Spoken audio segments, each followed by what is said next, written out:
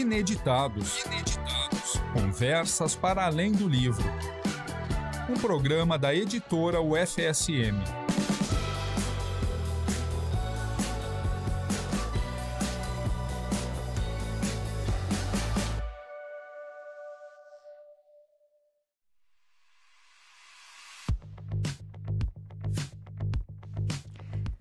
Olá, para você que nos acompanha aí do outro lado, aqui é Jéssica com mais um Ineditados, falando com o pessoal hoje da editora, os colegas da editora, que são responsáveis pela recepção dos originais e pela revisão dos nossos materiais. Lembrando a vocês que a gente está no mês das Ciências Sociais e Humanas, de acordo com a agenda aqui da editora, então procure pelos livros dessa área na nossa livraria, que fica ao lado dos Correios, ali no Centro Comercial, ou no nosso site. Nosso site está com frete grátis e na nossa livraria tem condições especiais, tem brindes acima de determinados valores. E hoje, então, a gente vai falar com a Marta Gasparetto e a Tagiane Mai, que são colegas muito queridas lá da caravana da editora. E nós vamos falar sobre mais um programa sobre o ciclo do livro. Quando a gente recebe os materiais, como é que eles são encaminhados? No mês passado, né, na edição passada do programa do ciclo do livro, nós falamos sobre a história da editora. Foi um programa um pouquinho diferenciado, que a gente pôde contar com o depoimento de vários amigos, colegas ali que passaram pela editora, e a gente fez esse retrospecto. Hoje a gente vai iniciar com aquilo que é o ciclo do livro propriamente dito, como é que as pessoas chegam até nós, encaminham os materiais, e assim a gente vai compondo, né, essas etapas de como que o livro vem desde os originais até um dia está bem bonito sendo vendido nas prateleiras. Então, vamos começar com a Marta? Boa tarde, Jéssica. Boa tarde, colega Tagiane. É um prazer estar aqui com vocês. E, a princípio, vou colocar minha trajetória desde Isso, conta para nós, porque a gente sabe que tu tá aqui UFSM, desde novinha, né? Bem novinha. Eu cheguei em 1982, trabalhei por 4 anos na Pró-Reitoria de Extensão. Após, fui para a Pró-Reitoria de Assuntos Estudantis, onde eu fiz o meu marco dentro da universidade, porque eu fiquei 27 anos lá. Nossa. E em 2013 eu fui convidada para trabalhar na editora UFSM. A princípio, quando cheguei na editora, me deram a responsabilidade de organizar essa parte do recebimento do material, que são os manuscritos que são entregues solicitando a publicação dos mesmos.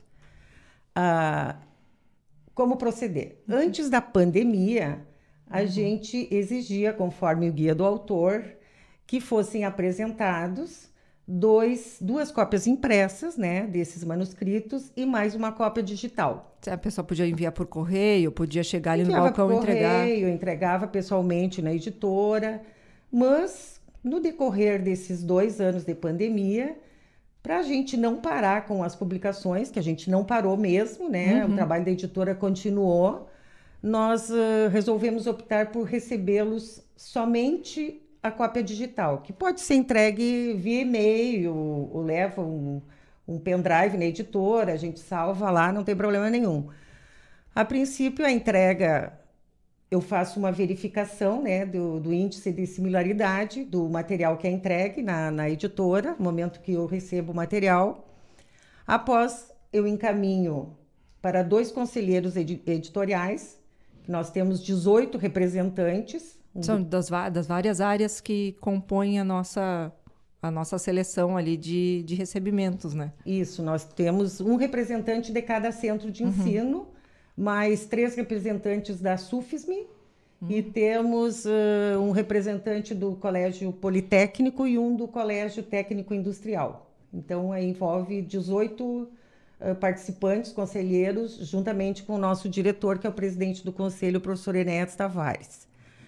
O livro é encaminhado após o recebimento, depois de ser feita a verificação de similaridade, que nós temos um índice que é aceitável pelo conselho editorial, que foi determinado numa reunião do conselho, que seria de 30%, né? E a gente caminha 2 conselheiros que se enquadram nas áreas afins, né? Quando o conselheiro não está apto, porque devido ao título do livro, ele pode escolher um amigo, um profissional competente na área que possa fazer esse parecer. Ele faz essa indicação. Faz a indicação. Colocado na apreciação da reunião do conselho, que elas ocorrem todas as últimas segundas-feiras do mês. Desde a época da pandemia, essas reuniões estão acontecendo por videoconferência. E o livro, na entrega, na apreciação durante o conselho, ele pode ter vários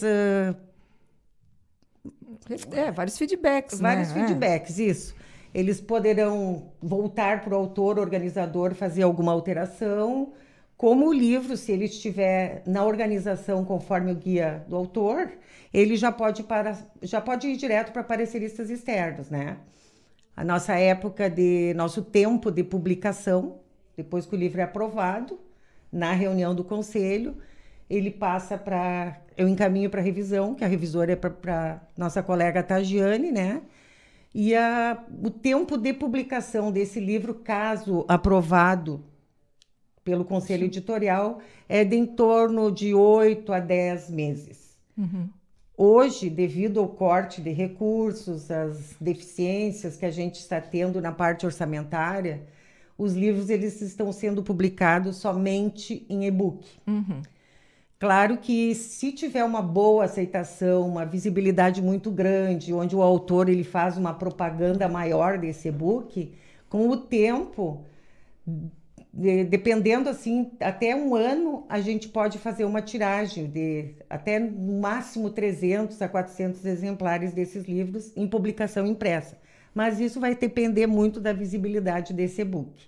E a expressividade, porque, na verdade, a gente acaba fazendo um investimento na própria impressão, que não, eu acho importante ressaltar aqui, que não é feito por uma gráfica da UFSM, embora nós tenhamos a nossa imprensa universitária, o material que é feito para a editora, ele é um material por uma empresa terceirizada, que foi licitada, e que apresenta padrões de qualidade que são compatíveis com o mercado.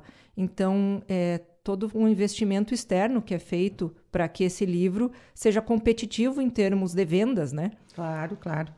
Então, é importante destacar isso, que embora exista... O e-book hoje está cada vez ganhando mais espaço. Eu acho que existem materiais que nem saem mais em tanto volume, né? Nós temos boas vendas em e-book. E a gente tem nossos livros em plataformas muito abrangentes, a própria Amazon, né? FGV e outras. Então, são parcerias bem robustas no comércio de e-book.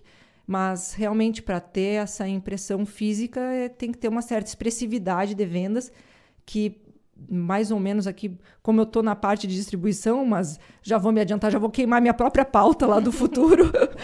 A gente tem mais ou menos, né, a expectativa é que 1/3 da tiragem original tenha sido comercializado, ou minimamente, né, me corrigindo aqui, se nós vamos fazer 300 unidades, então pelo menos 100 e-books têm que ter sido vendidos para que a gente faça 300 impressos, né? Então é mais ou menos essa proporção, porque daí fica observável que está tendo uma circulação e que daí fazer um livro impresso talvez leve esse material para outras pessoas que não têm ainda o hábito de consumir o e-book, né? Bom, vou passar agora para a Tagi, para ela também contar de onde que ela veio, a Tagiane Mai, que é formada em Letras Portuguesas aqui pela UFSM e fez o mestrado em edição de texto pela Universidade Nova, em Portugal. E recentemente defendeu o seu mestrado. Então, já fica aqui o parabéns. E, Tagi, conta um pouco, então, como é que tu te aproximou aqui da universidade, como é que tu foi parar na editora. Bem-vinda. Obrigada, Jéssica. Boa tarde. Boa tarde, Marta. Boa tarde a todos os ouvintes. Obrigada, né, pelo convite para estar aqui, para falar um pouquinho do meu trabalho e da minha área de atuação na editora. Na verdade, eu entrei na editora em 2010, quando ainda era estudante do curso de letras. Eu estava no 3º semestre, eu acho. E na época eu não me imaginava como revisora de textos. Foi assim uma experiência porque eu queria conhecer um pouco mais da área. Eu já fazia o bacharelado em letras, então eu não aspirava a ser professora, né? Eu gostava de trabalhar com texto, com leituras, com livros, mas eu não me via em sala de aula. Então a oportunidade de trabalho na editora apareceu. Eu comecei a trabalhar com a então revisora de textos na época, que era a Maristela, e de cara, assim, me apaixonei pelo trabalho, me apaixonei pelo ambiente da editora, né? Gostava muito dessa atividade, de ir para a editora, trabalhar com textos, e depois, quando o livro chegava da gráfica impresso, né? Era sempre aquela alegria de ver o trabalho em que a gente colaborou tanto, se materializando. Então, eu fiquei na editora durante boa parte da minha graduação, fiquei até 2013, se não me engano, e foi uma experiência que, com certeza, contribuiu muito na minha formação em letras e na minha formação como revisora. Tanto é que depois, né, fiz o concurso para revisor de textos aqui na universidade, e desde 2017 que eu estou na editora como servidora mesmo. Continuo trabalhando, né, com o que eu gosto bastante, que é trabalhar com textos, com os livros. Também atuo junto com as nossas bolsistas de revisão, a Taine, a Eduarda e a Melissa, sempre pensando nesse trabalho de como que eu posso ajudar esse texto a se tornar ainda melhor, né, colaborar com o autor, para que esse texto comunique melhor para os leitores. Então, todo o trabalho, a cada livro, né, a gente toma um fôlego novo para desenvolver esse trabalho e para produzir os melhores livros que a gente conseguir para o nosso público leitor. Agora, fazendo uma amarração, assim, porque o livro ele é uma coisa autoral, né? Chega um material que muitas vezes é fruto de uma dissertação, fruto de um outro tipo de pesquisa. Então, é muito importante fazer essa verificação de similaridade, né, que a Marta comentou antes, para que o livro realmente seja inédito, né? Tenha uma característica de inovação ao chegar no seu público, embora a gente saiba que uma pesquisa acadêmica ela vai resultar, em geral, em artigos, o próprio trabalho de conclusão de curso. A linguagem que vai ser passada para o público mais... que não é o público acadêmico, né? Quando a gente coloca um livro numa prateleira de livraria, ele vai alcançar os mais variados públicos. Como é que fica essa adequação?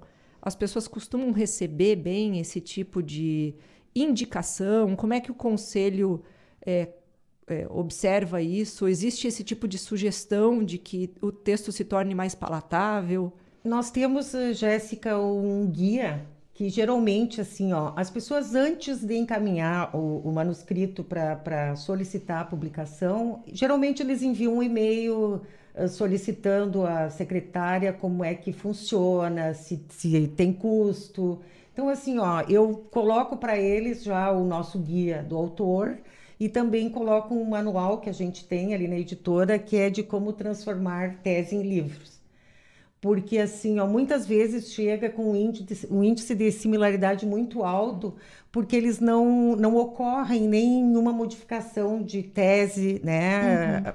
Adequação devida, né? Porque num texto acadêmico a gente tem uma linguagem muito direcionada, às vezes muito específica da área. E aí a orientação que a gente dá para os autores, quando eles estão transformando, né, a sua dissertação ou a sua tese em livro, é pensar na ampliação do público-alvo, né? Uhum. Pensar que esse livro vai chegar um pouco mais longe do que a dissertação, do que a tese. E por isso, para alcançar essas pessoas, é interessante fazer algumas mudanças no texto que justamente o tornem mais palatável, mais inteligível a quem não é tão especialista na área, né? Então, o que a gente costuma orientar, por exemplo, é um retrabalho na apresentação ou introdução, explicando justamente que esse texto resulta, né, do trabalho acadêmico, mas não é o trabalho acadêmico puro, né? Outra orientação que a gente costuma passar é sobre o trabalho com a metodologia, né? adequar um pouco esse capítulo, porque quando você está no livro, você já não precisa mais defender aquele trabalho perante uma banca, como foi, né, na dissertação, na tese, no mestrado, no doutorado. Outras orientações mais específicas são quanto a notas de rodapé, por exemplo. Porque às vezes a gente vê nos textos acadêmicos aquelas notas de rodapé explicativas, bem detalhadas, enfim. E é algo que a gente pede para enxugar mais, né? Justamente para pensar no livro, no formato livro, que às vezes não comporta, né, toda essa explicação pormenorizada em notas, né? Eu me recordo, particularmente, embora eu goste do ambiente acadêmico, eu não sou muito fã das notas de rodapé. Pois é. Eu prefiro sempre que aquela informação esteja, de alguma forma, incorporada no corpo do texto. Porque eu acho que deixa mais fluido, né? Não Exato. trunca tanto. Mas a gente percebe, eu percebo que ainda é uma prática muito grande de ter notinhas e notinhas e notinhas, né? E como é que os autores costumam receber essas indicações? Existe algum tipo de resistência? Tem alguma situação que vocês recordam, assim, sem citar nomes e livros, mas de uma situação em que houve... eu pergunto isso por causa da questão autoral. Às vezes o autor pode achar que estão descaracterizando o texto dele, né? Jéssica, ele é bem aceitável até, né, Tagiane? Assim, Sim, porque sim. geralmente, assim, quando chegam esses problemas de índice de similaridade muito alto, eu sempre procuro me auxiliar junto com a Tagiane, que a Tagiane é revisora de texto, né? Então, ela me dá um auxílio muito grande junto com o professor Enéas. Mas, assim, ó, eles aceitam. Porque quando a vontade é muito grande de publicar pela editora, o FSM, inclusive, assim, nós temos um exemplo que agora há pouco mesmo, acho que foi ano passado, um livro que foi apresentado. O livro, ele passou por todos os processos, chegou até os pareceristas externos, mas ao retorno no conselho, o livro foi reprovado. E assim, ó, por insistência do autor, 6 meses após, ele encaminhou, fez algumas modificações, encaminhou novamente esse texto para a gente avaliar, porque o sonho dele era publicar, queria o selo da editora, o FSM, e para nossa surpresa, o índice de similaridade foi 86%. A gente conversou, encaminhou para ele como ele deveria fazer até para dar um retorno. Não conseguiu baixar, ele se entristeceu, pediu para retirar o livro, mas nós não temos o que fazer, porque quando chega no conselho o índice é muito alto. Hoje a gente já tem uma orientação de que quando é feito o relatório e o índice for 80%, a gente já encaminha de volta, sem encaminhar para apreciação do conselho, né? Porque o conselho, na verdade, vai acabar fazendo um retrabalho, né? Porque teria que... Realmente é um retrabalho, né? E é uma coisa que desgasta. É frustrante para o autor receber uma notícia dessas, mas, assim, é frustrante até para quem está avaliando, né? A qualidade do trabalho. Mas, no geral, eles acabam aceitando. Porque eu acho que entendem que é colaborativo, né? Exato. E a editora da universidade, hoje, é uma peça muito importante dentro da instituição. Eu que estou aqui na universidade há bastante tempo, eu sempre trabalhei na reitoria e a editora ela não tinha uma visibilidade muito grande. Eu não sei nem se eu sabia onde é que era a editora, né? Mas, assim, ó...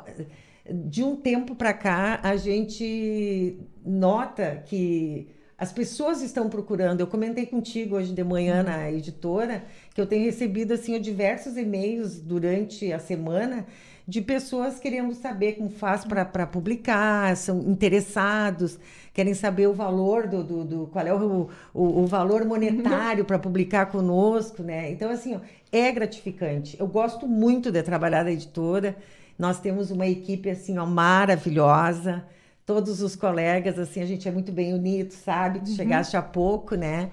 E a gente tem um incentivo muito grande do nosso diretor, né? Que a gente tem que dar os parabéns para ele, que a editora está crescendo e a gente pretende que cresça bem mais. Estamos muito contentes com toda a equipe da editora. Que bom, eu acho que agora é um momento válido. Vamos mandar um abraço para a nossa caravana da editora. Vamos mandar um abraço para o nosso colega Denise, Grace, Gilberto, Gustavo, professor Enéas, Gustavo. Todo mundo que está nos ouvindo. Um abraço a todos que estão nos ouvindo. Tade, o que tu ia comentar, né, sobre... Não, exatamente, sobre a tua pergunta, Jéssica. Eu também percebo que os autores, na verdade, nos procuram pedindo orientações, né, pedindo ajuda sobre o que eles têm que modificar no texto, o que está faltando, como que eu escrevo um texto de orelhas ou quarta capa, né, que às vezes não é um gênero com o qual eles lidam diariamente. Então, nos procuram com essas dúvidas, porque justamente, como a Marta comentou, eles querem publicar pela editora, querem esse selo, Editora UFSM, não só por ser a editora da nossa universidade, mas porque nós alcançamos todas as regiões do país, né? Nós temos distribuidores em todas as regiões. A abrangência realmente é bem grande. Isso, então, o livro circula bastante, né? Tendo essa publicação aqui pela nossa editora. Além disso, outra característica muito importante é o conselho editorial, né? Que dá esse aval, que garante essa garantia de qualidade para o livro, que às vezes numa editora comercial, né, os autores não vão ter. Talvez eles publiquem num prazo menor, mas eles não têm essa garantia de qualidade, de passar por 2 avaliadores internos, 2 avaliadores externos. Então, quando o livro sai, a gente pode ter certeza de que é um livro, né, de qualidade, que foi muito bem avaliado. Eu acompanho de perto, às vezes, a busca da Marta por algum parecerista externo em uma área, às vezes, bastante específica, para que haja justamente um criticismo mesmo na leitura daquele material, para que não é apenas um nome ali para dizer que foi avaliado, né? Alguém que realmente é conhecedor do assunto e que pode apontar eventuais problemas, né, na estrutura do trabalho, então, para referendar melhorias, né? Então, realmente isso dá um outro nível de valor para o trabalho, né? De valor agregado. Muito mais, né? E eu observo que muitas pessoas, né, a Marta comentou antes na questão financeira, né, que as pessoas perguntam, porque existem editoras que, enfim, eu não posso tecer muitos comentários porque eu não estou lá dentro para ver como é que elas funcionam, mas elas se pretendem acadêmicas. Mas elas cobram determinados valores e em questão de menos de 2 meses, a pessoa sai com um e-book, sai com uma publicação, mas é sempre com um aporte financeiro, né? E a nossa editora, ela não tem custos para o autor. Por quê? Porque ela está dentro de uma universidade federal que propõe um sistema de divulgação científica que tanto se fala, né? Em divulgar, em fazer com que a informação chegue, uma informação atualizada, nova, para a comunidade. Então, eu acho que isso também é importante de destacar. A gente não cobra, né? E quando o livro é impresso, quando a tiragem, digamos, 300 exemplares, o que o autor, organizador, o retorno que ele tem são os 10%, né? Que a gente disponibiliza para ele. E hoje, essa disponibilidade dos 10%, o autor só pode retirar 6 meses após o livro ser publicado, né? Ultimamente, a gente tem publicado somente em e-book, que me ajuda aí, é um dispositivo... São licenças, né, que os autores ou organizadores recebem, dependendo. Às vezes o livro tem um autor só, às vezes é organizado por 2, 3 pessoas. E aí esses autores ou organizadores têm direito a licenças para baixar gratuitamente o livro. E eu acho importante ressaltar também que o trabalho interno de revisão e diagramação, criação de capa, também não tem nenhum custo para o autor, né? Todo feito internamente aqui na editora. E essa outra característica muito legal da nossa editora também, que é nós termos uma equipe interna que realiza esses trabalhos, né? Porque hoje em dia, nas editoras comerciais, a revisão é toda terceirizada, diagramação, os designers, né, trabalham de casa, são contratados por trabalho. E aqui na editora não, aqui a gente tem revisores né, que trabalham internamente na editora, diagramadores.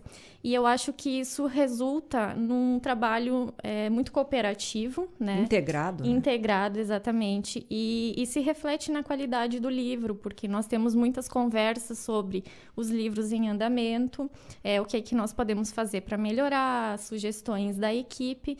Então, sempre tentando enriquecer mais essa publicação e trabalhando junto também com os autores. Essa outra característica que também é interessante de quem publica, né, pela nossa editora, que é o autor poder vir até a editora para conversar com os nossos designers sobre o que ele espera para a capa, sobre o que ele espera para o miolo do seu livro, trocar essa ideia e a gente trabalhar juntos, né, para chegar no melhor resultado final. Eu vou fazer um aporte aqui. Eventualmente, os nossos ouvintes vão me ouvir falar do Sussurros da Boca do Monte, que foi o livro que eu organizei. E foi, até por eu ser servidora da UFSM, por ser um livro que faz referência ao meu curso de mestrado, que eu estava concluindo na época. Foi uma busca que eu fiz à editora UFSM na época, porque essa coisa do querer que... tem um selo, né? O selo FSM de qualidade no livro. Valoriza o livro, mas, né? Infelizmente, não é o perfil editorial da nossa editora não é o de contos fantásticos. Eu vim aqui, fui visitar na época. Quem me recebeu foi o então diretor, professor Daniel Coronel, isso foi em 2016. E a gente conversou e tal, e ele muito calmamente me explicou que não basta ser um livro produzido por pessoas da UFSM, mas existe uma linha editorial e que não cabia, enfim. Acabamos procurando uma editora que tem por hábito, que já tem por linha, produzir material de literatura fantástica e alguma coisa assim, né, num outro sentido mais infanto-juvenil, enfim. Mas eu lembro que na época, né, agora quando a Marta falou, não sabíamos nem onde ficava a editora, eu fiquei muito bem impressionada com a estrutura, porque é um espaço que foge um pouquinho do que a gente está acostumado a ver numa estrutura de universidade, que é essa coisa mais burocrática às vezes, né? Quando a gente vai para um curso, para um departamento, alguma coisa assim mais estatizada, né? E a editora com aquelas equipes trabalhando assim, multidisciplinarmente, a gente vê como são diferentes formações.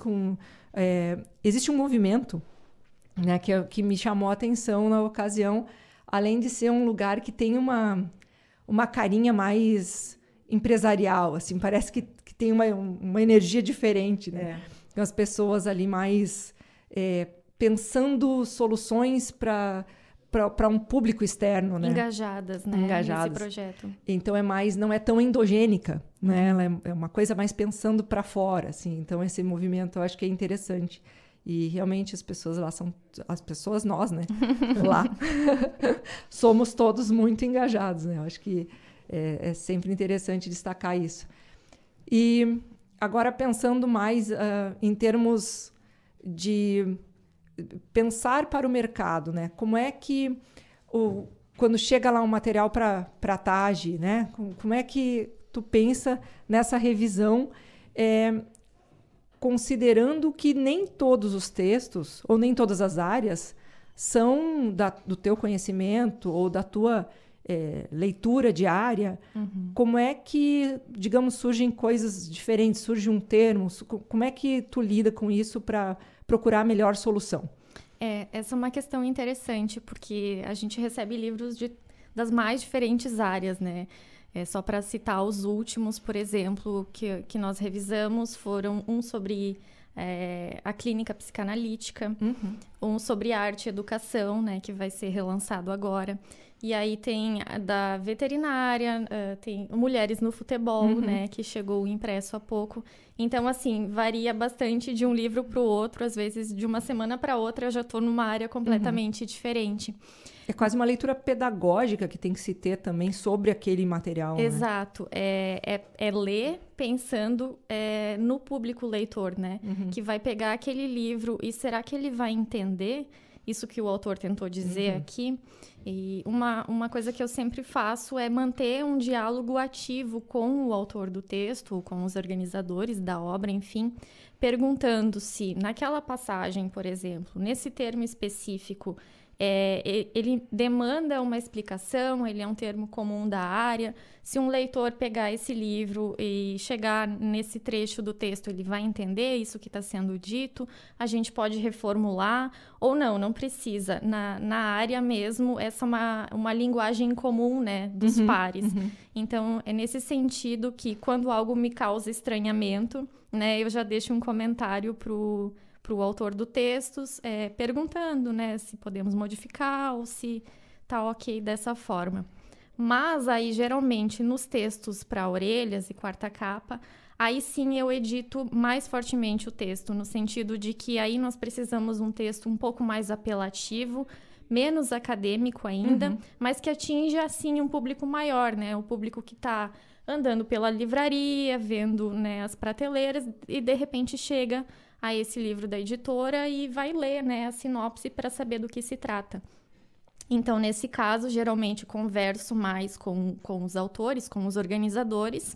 Eu mesma, às vezes, redijo trechos ou edito, justamente pensando em tornar o texto mais apelativo, mais chamativo para esse público menos especializado.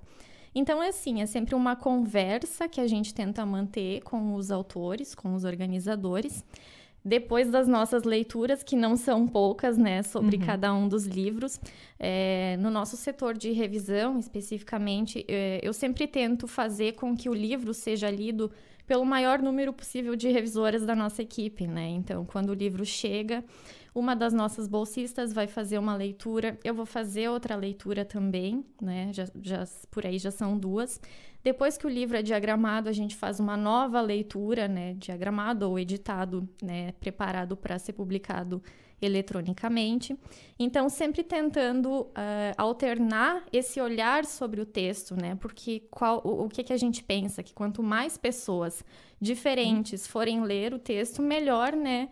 Para ter essas outras visões, né, sobre o que está escrito e, de repente, ver algo que eu, como revisora, não vi, mas, né, você pode ter reparado.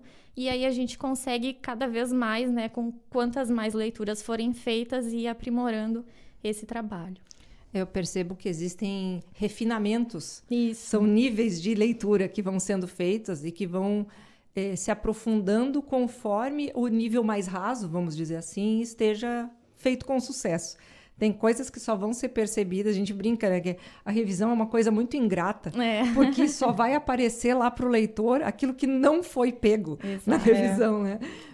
Tudo aquilo que foi corrigido, a pessoa não faz nem ideia que foi corrigido. Com certeza. E eu, durante um tempo, trabalhei fazendo essa leitura, vamos dizer, adicional, né? Quando eu trabalhei, enfim, antes de me tornar servidora aqui da UFSM, eu trabalhei na editora que era a Unifra, né? Hoje o UFN, Universidade Franciscana. E eu gostava de fazer essa leitura do leitor comum, do leitor que não é da área, né? E nós tínhamos lá as revistas acadêmicas e, às vezes, eu lia uma coisa que na minha compreensão não fazia sentido. Aí eu chegava para a nossa editora-chefe, na época, de uma das revistas, e eu dizia para ela, isso aqui é assim mesmo? Ou a gente pode escrever de um jeito que fique melhor? Né? Sem... claro, vai trocando essa ideia com o autor. O que ele quis dizer com isso? Porque, às vezes, mesmo dentro da área, pode ser uma frase dita com frequência ou alguma coisa assim, mas ali dentro, que apesar de tudo, apesar de eu não ser da área, eu era uma pessoa que estava ali convivendo com os materiais acadêmicos e ainda assim eu não tinha entendido. Então, sempre nesse foco de pensar na compreensibilidade daquele material, né? E é muito difícil, eu gosto, né? Enfim, tenho já por hábito, até te acontece isso, Tade? Tu consegue ler as coisas assim... descompromissadamente, eu leio fazendo apontamentos. Assim, olha, aqui ficou uma letra, aqui podia ir uma vírgula, eu já vou fazendo a minha leitura por esporte, meio que não existe muito. E eu peguei um livro esses tempos que eu tomei a liberdade de fazer uma lista de todas as correções que eu entendi que eram necessárias e mandei para a editora daquela edição, porque é difícil ler um texto que enfim, tu te perde às vezes em frases e coisas, porque era para ter uma cadência, era para ter um estilo de leitura que se perde, né? E aí eu fiz essa ousadia. Mandei. Tinha uma editora, né? Tinha uma revisora, mas eu disse, olha, não me leva a mal, mas se eu tivesse achado um errinho ou outro, tudo bem, mas eram várias coisas e eu fiz isso. Mas alguns conselheiros reclamam disso, eles mesmos fazem, né? Porque eles reclamam. Não, eu acho que... A gente tem sempre uma troca de conversa entre eu e os conselheiros e aparece muito disso. E eu acho que é legal por parte da editora receber, né, esses feedbacks. Tem editoras, inclusive, que tem no seu site um espaçozinho em que você pode enviar sugestões ou você detectou um erro, envie-nos. Assim como nós já recebemos alguns casos também. Gostamos desses leitores engajados, né, pensando na qualidade da edição, pensando em colaborar. Eu também já fiz o que você fez, Jéssica, de mandar uma listinha para uma editora. No caso de um livro que eu tinha gostado bastante. Assim. Exato, eu acho que é uma preocupação que se a gente está fazendo é porque leu com atenção e dedicou um tempo a isso, né? Claro. E às vezes, realmente, agora respondendo a tua pergunta anterior, eu leio e com esses olhos, eu brinco, né, com o Gilberto, nosso colega, que eu tenho olhos de revisora, então eu vejo tudo, né? Vejo um ponto com itálico, sem itálico, que ele precisa arrumar. Então, sim, eu sempre reparo enquanto eu tô lendo. Geralmente menos no texto literário, porque talvez eu me envolva mais com a história, né? Então eu não estou tão preocupada com o texto em si, com a materialidade do texto, mas é difícil, assim, não reparar, né? Hoje, já treinada nesse trabalho, também me acontece bastante. Eu estava me recordando agora, que talvez as pessoas reconheçam a tua voz, do Minuto do Livro, aqui da nossa rádio UniFM. A Tagiane faz referências, faz pequenas sinopses, né, de 1 minuto, que entram na programação regularmente, não só de livros da nossa editora, mas livros variados. Isso. A gente dava prioridade para os livros da editora, mas depois fomos percebendo, né, que poderíamos tratar de outros livros também, de interesse dos ouvintes ou dos nossos leitores que nos acompanham. Então, falamos sobre livros que estão à venda na editora, né? Livros do nosso catálogo e também livros que os ouvintes, leitores, enfim, podem encontrar lá na livraria, né? Que fica lá pertinho dos Correios. E é um trabalho que eu gostava bastante de fazer, agora está interrompido, né? Desde a pandemia, mas nós pretendemos retomar em breve. E que eu gostava bastante porque... Claro, passa um pouco pelos nossos gostos pessoais, mas a gente também acaba conhecendo, né, bastante literatura do que existe disponível na livraria. E é um trabalho legal de conhecer o livro e anunciar, né, para quem pode estar interessado em passar lá na livraria e conhecer um pouquinho mais. Marta, sobre a nossa... Ainda voltando um pouquinho lá na coisa da recepção. Quando um autor envia um material e ele está querendo agilidade, né? Tu comentou antes que em torno aí de 10 meses o livro fica pronto para ser encaminhado já para uma produção. De 10 meses a 1 ano, né? Exato. Para publicar. Tu tem percebido que nesses tempos mais agitados, mais pós-modernos, as pessoas têm querido... muita pressa na produção desses materiais? Geralmente eles chegam na editora numa perspectiva de que em 3 meses o livro está pronto. Mas aí, assim, numa conversa, num diálogo, explicando que eles passam por diversas etapas, como o livro, as nossas reuniões ocorrem nas últimas segundas-feiras do mês, eu sempre... peço para o autor, organizador, quando vai solicitar a publicação, que nos envie o manuscrito de 15 a 20 dias antes, né, da nossa reunião, para os nossos conselheiros terem tempo de avaliar, porque afinal eles também têm outras atividades, como docente ou como técnico administrativo. São voluntários, né, que trabalham são voluntários. Então, assim, eles têm que ter um tempo de 15 dias, no mínimo, para fazerem essa leitura. Eu explico, porque, assim, ó, um livro que ele chegou hoje na editora, esse livro, provavelmente, ele não vai entrar na próxima reunião do dia 31 de outubro, né? Então, ele vai só em novembro. Então, essa etapa, ela vai correndo 3 meses até... Os 2 pareceristas externos, eles têm 60 dias para fazer essa avaliação. E muitas vezes, assim, ó, eles me dão um retorno que não tiveram tempo, que tiveram algum problema particular, pedem mais algum tempo para fazer essa avaliação. Mas eles acabam entendendo. Sim. Alguns até retiram, né, o livro quando a pressa é muito grande, porque o interesse maior é o ISBN, né? Eles acabam retirando. Mas na grande maioria eles entendem perfeitamente esse tempo. Até pela valorização de ter um livro publicado com a nossa editora, né? E como a gente comentou antes, tudo agrega qualidade, né? E fazer com a devida calma é uma etapa importante de agregar qualidade. E eu imagino que, num primeiro momento, até se pense que para um determinado tipo de texto pode se encaminhar para um determinado parecerista externo. Mas aí ele também pode olhar e dizer, olha, não é bem o que eu faço, não é bem a minha área. Acontece muito. E aí é necessário ir em busca de uma outra pessoa com a formação, então, mais fidedigna com aquele tipo de material, né? Sim, de vez em quando até eu comento contigo, né? Esses dias teve um livro, assim, que eu mandei para 25 pareceristas. Alguns me dão retorno e outros, né, eles agradecem e se colocam, não tem por que fazer, até por não ser a área deles, né? Tanto que um agrônomo, ele pode entender de soja, mas ele não entende do milho, né? Aí tem esses poréns, né? Mas no fim, assim, ó, eles acabam dando certo.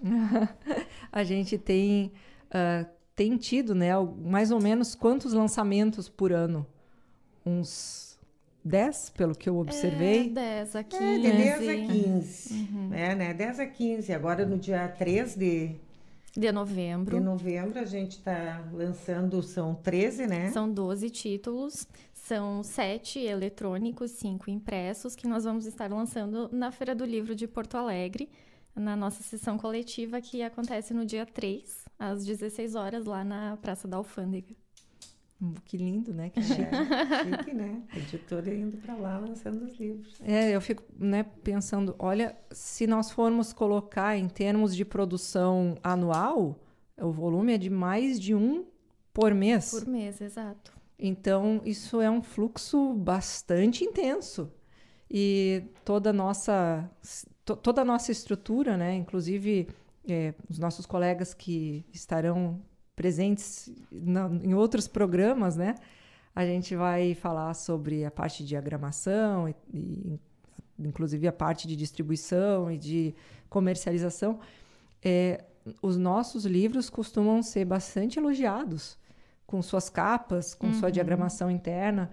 E nós ainda temos outras iniciativas internas, né? Como a revista Estilo Editorial, que é uma revista que independentemente no seu formato eletrônico ou no formato impresso, ela conta com ilustrações internas e diagramas, enfim, que trazem também toda uma experiência visual, né, para quem está lendo, assim como os nossos livros. Então, eu, mais uma vez, faço essa referência.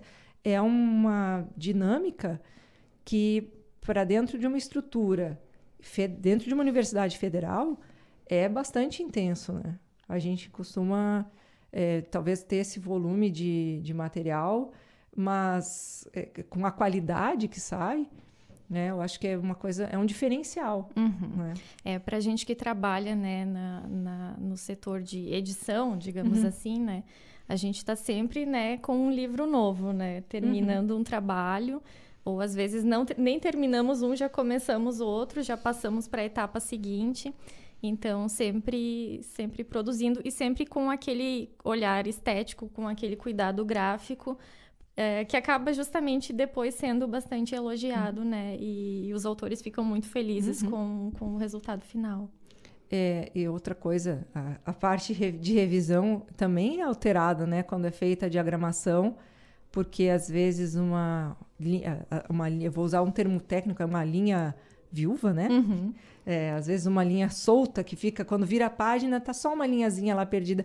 Esse tipo de revisão também é feita, né? Pós-diagramação. Isso. Que é uma revisão que não é de língua, mas é uma revisão do estilo, né? Da distribuição dos elementos na página. Na página, né? Exato. Quando o livro é impresso, né? Nós conferimos esse PDF na tela e depois, quando chega a prova da gráfica, conferimos mais uma vez. E aí é o momento que a gente vai conferir se a paginação tá fechando certinho, se o número que está descrito lá no sumário, confere como que está no miolo mesmo.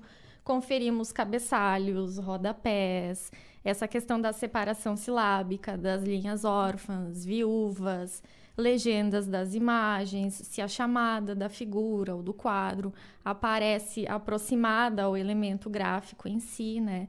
Então, essas questões que você bate o olho, né, quando está lendo e repara, é algo que a gente tem a preocupação de evitar um problema, né, para o leitor quando o livro estiver em mãos, prevendo, né, essas situações e aí trabalhando muito próxima dos diagramadores que fazem essas alterações.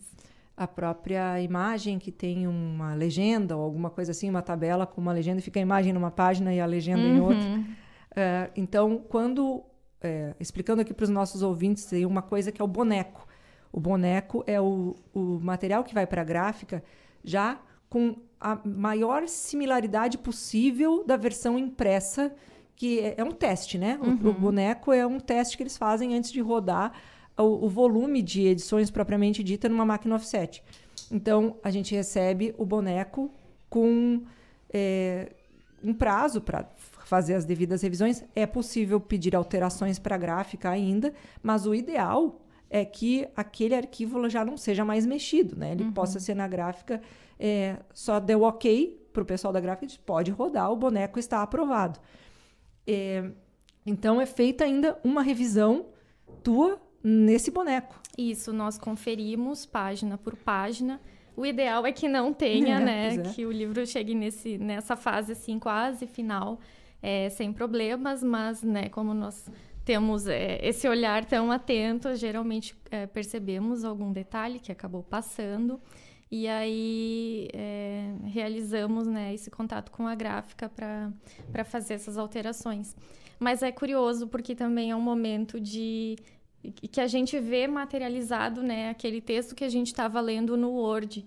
E é muito diferente, né, de você estar revisando no Word, estar revisando no PDF, estar vendo sempre o texto na tela e, de repente, você recebe o boneco e você consegue ver coisas que antes você não via, né, não tinha percebido lendo o texto somente naquele formato digital. Então, por isso, sim, é muito importante a gente conferir o boneco, a gente sempre faz questão de pedir para as gráficas nos mandarem, porque é uma oportunidade, às vezes, de ver coisas que a gente não tinha visto antes, né?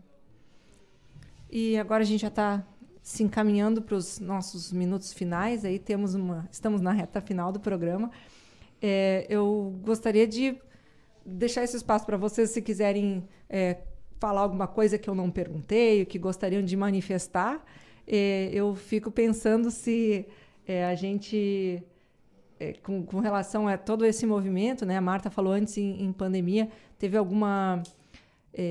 vocês perceberam uma melhoria nesses processos internos com relação ao pós-pandemia? Porque agora a gente já retornou, mas incorporando diversas práticas, como as práticas do online, né? E de forma geral, eu penso que isso torna o processo todo mais ágil.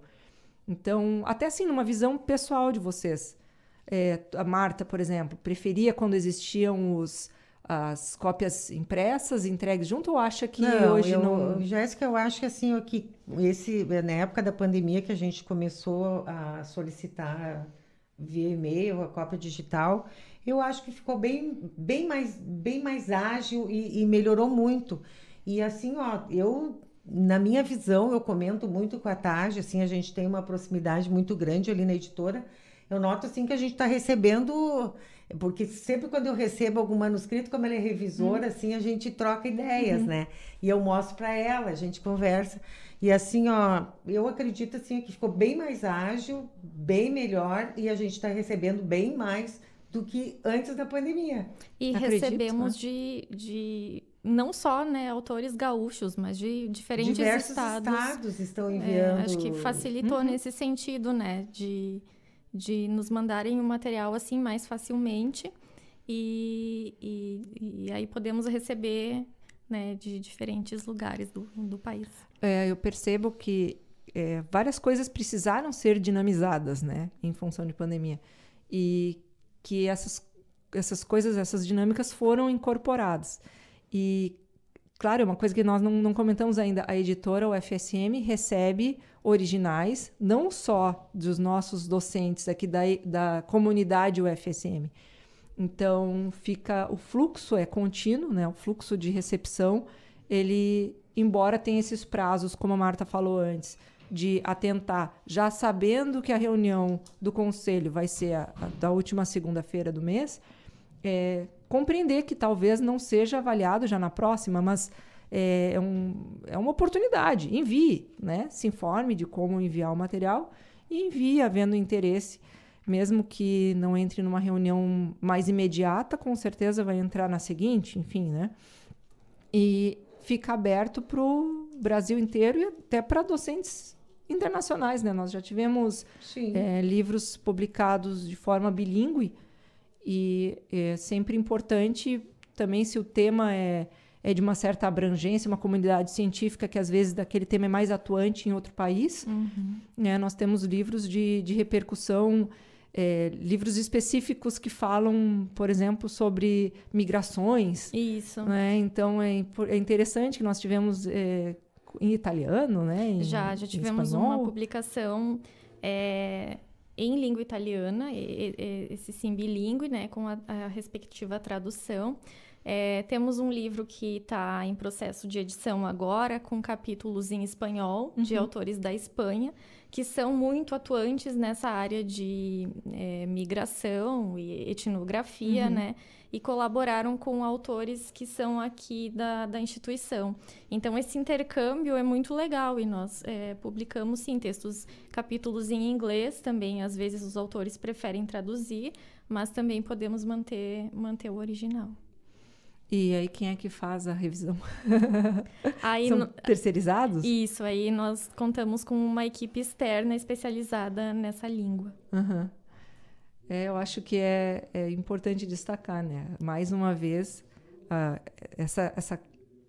ter uma editora, né? A editora dentro de uma instituição promovendo conhecimento para além das suas fronteiras, para além das suas portas, né?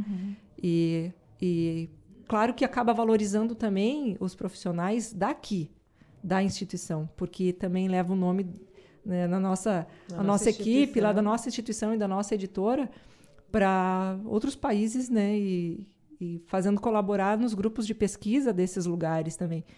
Então, eu acho que com esse pensamento, a gente encerra o programa de hoje, falando, né, lembrando que estamos com a agenda da editora da UFSM, mês de outubro, Ciências Sociais e Humanas, que pode ser adquirido, né, os materiais e livros dessa área e de áreas afins junto da nossa livraria, que fica ao lado dos Correios, e no site editoraufsm.com.br com descontos e frete grátis para os livros. Eu vou contar um segredo aqui: se você comprar outros livros e botar junto um das sociais e humanas, o frete grátis é para todos, tá? Aproveitem. Oportunidade. Não é sempre. Então, Marta e Taj, muito obrigada por essa tarde aqui. Foi um prazer trazer vocês aqui para conhecer o nosso Ineditados. Marta, eu acho que nunca tinha participado de programa de rádio. Nunca tinha participado. Agradeço o convite também. E vamos convidar os nossos professores, Isso. os nossos alunos, né, a encaminharem os seus manuscritos. Pode encaminhar para o e-mail secretaria.editufes@gmail.com, que a gente estará lá recebendo. Maior carinho. E até no editor@ufsm.br, né? Também. Se recebermos também, a gente encaminha Qualquer para e-mail Marta. da editora a gente recebe. E vem aí, né, já adiantando, a coleção Textos Introdutórios. Nós já estamos trabalhando na primeira leva de livros que vai ser lançada no ano que vem. Olha só, os livros a exemplo de outras grandes editoras universitárias, né, de renome, Oxford e outras, né? Isso.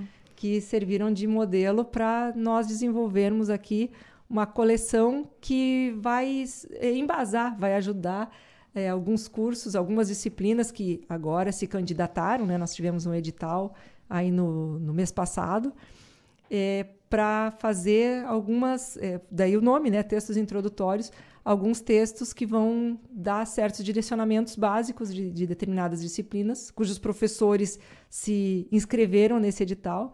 Então, temos aí, já sabem mais ou menos quantos? A princípio serão 8. 8. Livros de bolso lançados, né, e direcionados aos nossos alunos de graduação da universidade. Um de cada área do conhecimento. Isso. Muito bem. Muita coisa boa, muita coisa quentinha Vindo chegando aí. para 2023, né? E uma coleção da editora, né? Eu acho que isso também é Muito importante. muito importante destacar. Então, gente, muito obrigada. Nós que agradecemos. Boa semana para todos e um abraço até semana que vem. Ineditados. Conversas para além do livro. Um programa da editora UFSM.